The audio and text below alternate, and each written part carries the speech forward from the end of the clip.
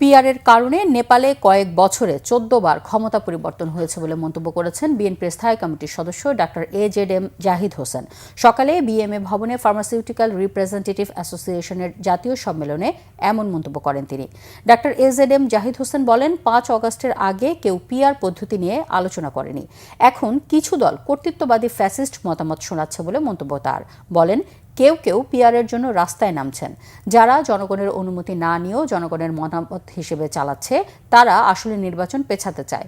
Doctor Zahid বলেন, দলবাজি করার জন্য জনগণ না চাইলেও নিজেদেরকে মতামতকে জনগণের মতামত চালিয়ে দেওয়ার জন্য যারা দাবিদারি করছেন, তারা স্বৈরাচারকে ফিরিয়ে আনতে চাচ্ছেন বলেও মন্তব্য বিএনপির এই নেতার। জনগণের মতামতকে অন্য আন্তর্জাতিক গোষ্ঠীর ফায়দা আদায়ের কাজে ব্যবহার করলে দেশের মানুষ তা মেনে নেবে না বলেও হুঁশিয়ারি দেন ডাক্তার জাহিদ।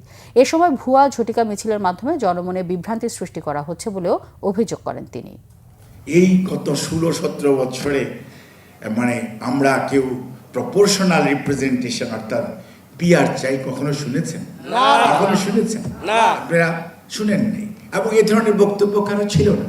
আজকে কেউ কেউ বলেন, বলতে দোষ নাই, কারণ গণতন্ত্রের মধ্যে কথা বলবেন। This is the beauty of democracy. এবং মত প্রকাশের যে ভিন্নতা থাকবে, this is the beauty of democracy. এটির মধ্যে কোনো সমস্যা নাই।